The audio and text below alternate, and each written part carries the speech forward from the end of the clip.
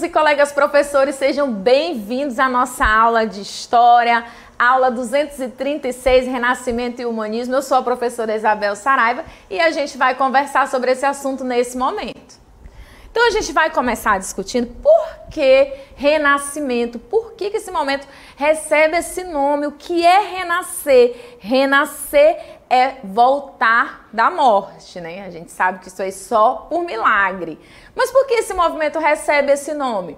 Justamente porque eles vão procurar renascer o movimento artístico que houve lá na Grécia e lá em Roma, né? E a gente tem aqui um exemplo desse momento, que é o Homem Vitruviano, uma obra que foi criada por Leonardo da Vinci, que tem a forma perfeita de um ser humano. Aqui a gente tem, teoricamente, as medidas de um ser humano perfeito, tá bom? Então a gente vai ver aqui o que esse momento trazia, além dessa valorização do passado greco-romano. A gente vai ver que ele se inspirava nas obras de arte dos gregos e dos romanos da antiguidade. Professora, não vi as obras de arte dos gregos e dos romanos. Dê um Google e veja lá as obras de arte que foram criadas na Grécia Antiga e na Roma Antiga. O que vocês vão perceber? Que eram homens com as proporções perfeitas. Os gregos, eles exaltavam a forma física. Não é à toa que as Olimpíadas surgiram na Grécia. Então, eles prezavam por isso. Os romanos, que foram muito influenciados culturalmente pelos gregos, vão seguir o mesmo estilo. Então, essa arte greco-romana, ela serve de modelo para esses intelectuais e artistas que estão dentro do movimento humanista, que, como vocês devem ter desconfiado, traz o homem como centro de tudo, certo?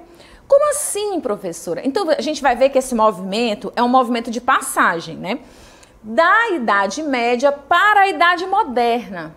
Então, a gente vê uma mudança de pensamento. Lá na Idade Média, o homem, ele era teocentrista, tanto que a gente vai ver que as artes, em sua maioria, retratam momentos ligados aí à história da Bíblia, por exemplo. Era uma arte sacra, uma arte religiosa. E aí a gente vai ver que no humanismo eles tentam deslocar esse centro de Deus para o ser humano. Ai, professora, que coisa feia. É legal deixar Deus no centro de tudo. Mas eles criticavam, gente, não era nem tanto o fato de Deus estar no centro de tudo, mas o poder que a Igreja Católica concentrava a partir disso. Certinho? Então, dentro desse movimento, eles vão pregar aí o individualismo. Atualmente, a gente sabe que essa palavra é usada como sinônimo de egoísmo, né? Só que no Renascimento, a gente vai ver que ela tinha um sentido positivo.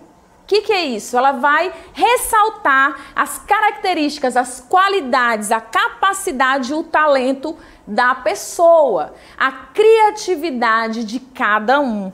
Porque esse é um movimento que, apesar de se inspirar nos ideais greco-romanos, é um movimento novo, um movimento que tenta ser diferente daquele movimento ali, daquele momento histórico que é a Idade Média. Inclusive, esse momento é muito responsável por a gente ter uma visão negativa da Idade Média. Muitas pessoas ainda chamam a Idade Média de Idade das Trevas, uma idade ruim. E hoje a gente sabe que não é bem assim, né? Cada período traz a sua contribuição para a história da humanidade. Nós usamos muitas coisas que foram inventadas lá na Idade Média. Mas isso é uma conversa para outro momento. A gente vai continuar falando de humanismo e a gente vai ver aqui uma nova visão de tempo. Como é que isso funcionava?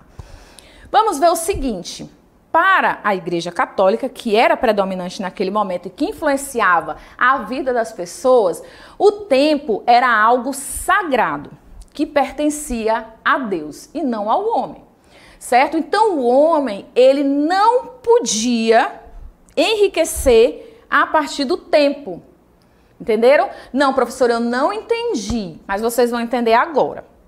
Quando a professora Isabel está endividada, ela vai lá no banco e ela pega um empréstimo. Só que o banco, ele não me dá esse dinheiro de graça. Cada dia que eu passo com o dinheiro do banco, eu pago os chamados juros. O banco lucra a partir do dinheiro que ele tinha, eu não tenho. Então, o que o banco está cobrando de mim? O tempo que eu passei com o dinheiro dele. E isso já acontecia aqui nesse momento, porque no final da Idade Média surge a burguesia. O que é a burguesia? Uma classe social que vive a partir do comércio, vive a partir do empréstimo de dinheiro. Então os burgueses, eles emprestavam dinheiro, mas a Igreja Católica condenava eles. Porque ela estava dizendo, você está usando o tempo que é de Deus para enriquecer. Isso não é bom. Então isso contrariava os burgueses. E aqui nessa nova visão, que a gente vai ver que é super abraçada por essa burguesia, o tempo pertence ao homem. Então Deus me deu o tempo é meu, então eu uso para o que eu quiser, inclusive para enriquecer. Certinho? Então a gente vai ver aqui que o humanismo pode ser definido como um movimento, né, um conjunto de ideias e princípios que vão valorizar as ações humanas, os valores morais de respeito, justiça, honra, amor, liberdade, solidariedade e etc. Então, para os humanistas, os seres humanos são responsáveis pela criação e desenvolvimento. Isso mesmo. Então, eles idolatravam o ser humano como uma máquina perfeita. O ser humano não só possuía essa máquina perfeita, que é o nosso corpo, que realmente é uma máquina perfeita em seu funcionamento, mas eles também eram responsáveis por tornar o mundo um lugar melhor, por exemplo, por trazer criatividade, por trazer inovações para o mundo naquele momento, certo? Então a gente vai ver que desses valores, dessa forma, o pensamento humanista vai entrar em contradição com o pensamento religioso da Idade Média. A gente vai ver que o humanismo, ele se choca com aqueles valores medievais. É aquilo que eu coloquei para vocês. Lá no movimento medieval, a gente tem o teocentrismo, que é Deus no centro de tudo. Deus é criador de todos os valores, tudo pertence a Deus. Então o homem, ele não pode interferir em certas coisas. E aí a gente vai ver o seguinte, professora, qual é o mal nisso? Deus estar no centro de tudo. O mal, de acordo com a visão dos humanistas, era que a Igreja Católica era a grande representante de Deus naquele momento. E o que vai acontecer? Ela vai dominar culturalmente, certo? E isso não vai agradar aos humanistas, não vai agradar aos burgueses, que era essa classe social que estava surgindo naquele momento, e precisava de uma religião que fosse condizente com os ideais deles naquele momento. Então eles precisavam de um movimento novo, das mudanças de ideias, e é por isso que a gente vai ver aqui que esse antropocentrismo, que traz o homem no centro de tudo, vai nortear esse movimento, esse desenvolvimento intelectual e artístico dessa fase, e vai ser apoiado e financiado principalmente pelos burgueses, certinho? Então a gente vai ver agora aonde esse movimento ele surge. E onde é que ele surge, gente? Ele vai surgir na Itália. Professora, onde fica a Itália? Vamos descobrir nesse momento, tá? A Itália é também conhecida como a Península da Bota. Por quê? Notem que aqui no finalzinho do nosso mapa, olha, há o formato de uma bota. E é uma península por quê? Porque veja que é cercado de água por todos os lados, exceto por um. Então, por isso que é uma península. Mas, professora, eu descobri que a Itália é a Península da Bota, não me ajuda a entender por que o movimento humanista surge na Itália. Então, a gente vai descobrir isso agora. Por que o movimento humanista ele surge na Itália, na Península da Bota? Lembram que lá no começo da aula eu falei para vocês que esse movimento renascentista, ele procurava trazer os ideais dos gregos e dos romanos? Então, qual foi o centro do Império Romano? Onde é que estava a sede do Império Romano?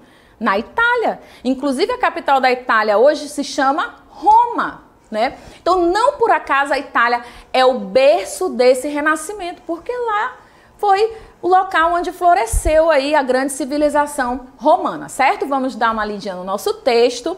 O Renascimento começou nas ricas e movimentadas cidades do norte da Itália, espalhando-se posteriormente para outras regiões europeias. Entre as principais cidades onde se desenvolveu o Renascimento italiano, destacam-se Florença, Gênova, Veneza e Bolonha.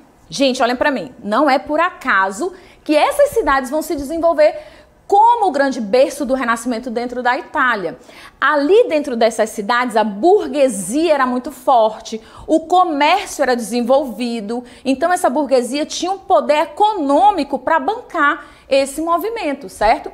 Então vamos ver aí que outros fatores também colaboram para esse surgimento do Renascimento na Itália.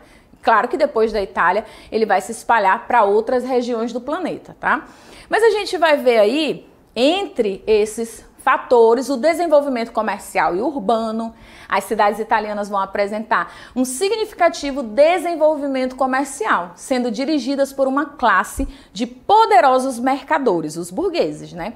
O mecenato, o que é o mecenato? A burguesia vai estimular os artistas e intelectuais do Renascimento através do mecenato. Professora, não sei o que é mecenato. Vamos descobrir agora. Mecenato é o patrocínio. É quando eles, claro, para a pessoa criar, para a pessoa escrever, para a pessoa pintar, ela precisa de tempo. Um tempo que ela não está dedicando a outra atividade comercial. Então, esses burgueses pagavam essas pessoas para criar, patrocinavam esses artistas. Professora, por quê? O que eles ganhavam com isso? Ganhava essa influência de um novo pensamento, né, que vai se sobrepor ao pensamento medieval e que vai abraçar essa burguesia que está surgindo. Vai trazer valores que vão estar de acordo com essa nova ideia de mundo que a burguesia traz, certo? Então a gente vai ver também que há um momento de fuga dos sábios bizantinos, né? Constantinopla ela é tomada pelos turcos otomanos, e aí vai ser um período de conflito, e os sábios, né, lá que viviam em Bizâncio, eles vão fugir para a Itália, carregando muitos elementos da cultura clássica que foram preservados em Bizâncio.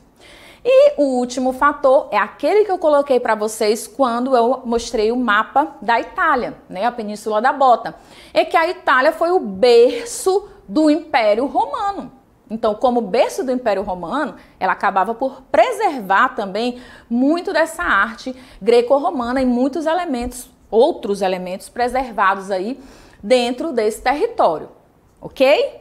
Então, agora que a gente entendeu o que é o Renascimento, entendemos por que ele surgiu na Itália, a gente vai colocar o nosso conhecimento em prática na nossa DLI. Vamos lá?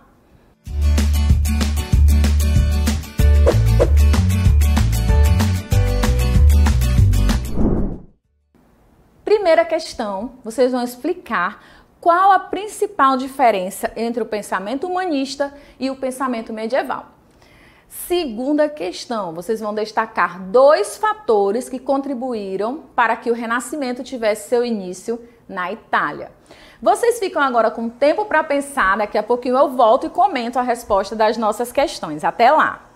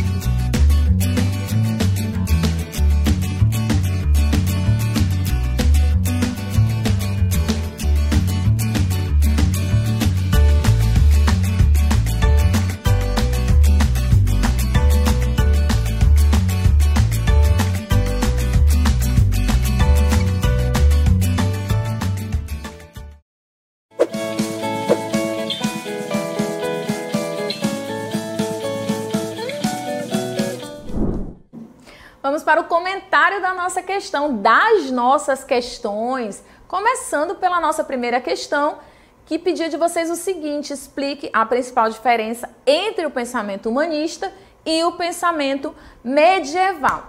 Lembrem-se que eu trouxe uma palavrinha para que vocês estabelecessem aí essa diferença. Que palavra foi essa? O teocentrismo. Então a gente vai ver que a principal diferença entre o pensamento medieval e o pensamento humanista é que o pensamento medieval estava muito ligado ao religioso, a Deus no centro de tudo, e o humanismo, como o próprio nome já diz, traz o homem como centro de todas as coisas. O homem como essa máquina perfeita, como alguém que herda as coisas de Deus e tem que administrá-las, certinho?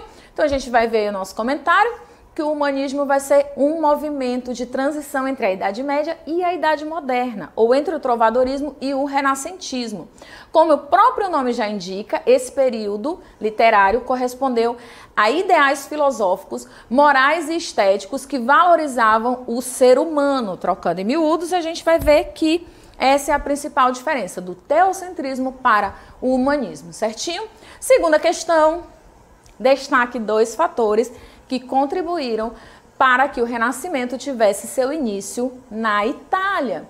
Então a gente viu aí basicamente 4 fatores, não foi? A gente viu o primeiro, que foi ligado aí à questão do desenvolvimento comercial e urbano que existia na Itália, certo? Esse movimento ele precisava desse patrocínio, dessa força dos burgueses, então por aquela região estar com o comércio bem desenvolvido, isso vai facilitar com que o movimento renascentista comece na Itália. O segundo fator que a gente vai ver vai ser aí essa própria questão do mecenato, esse patrocínio que os artistas precisavam para produzir. Enquanto eles não estavam trabalhando em outras atividades, eles precisavam ser sustentados. Os outros fatores que a gente viu foi a fuga dos sábios de Bizâncio. Então, Bizâncio ainda guardava muitos valores gregos. Como eles têm que fugir, porque a capital Constantinopla, ela é tomada pelos turcos otomanos, eles levam esses elementos com eles para a região da Itália. E o último fator que a gente vai ver é justamente o fato da Itália ter sido sede do grande Império Romano. Não por acaso a capital da Itália é Roma, certinho? Então pedi 2, mas eu trouxe 4 possibilidades para vocês e a gente vai para o comentário da nossa questão. Então, o Renascimento Cultural foi um movimento que se iniciou na Península Itálica no século XIV e se estendeu por toda a Europa até o século XVI. Essa fase coincide com a prosperidade das cidades da Península Itálica, especialmente Florença, onde a riqueza permitiu investimentos na produção de obras de arte. Os artistas e pensadores renascentistas expressavam em suas obras a nova visão de mundo trazida com o humanismo e a revalorização da antiguidade clássica. O que é a antiguidade clássica? Relembrando a história dos gregos e dos romanos. Sei que vocês não vão esquecer disso. Muito obrigada pela companhia, obrigada por dividirem esse momento de conhecimento comigo. Espero vocês em próximas oportunidades. Até lá!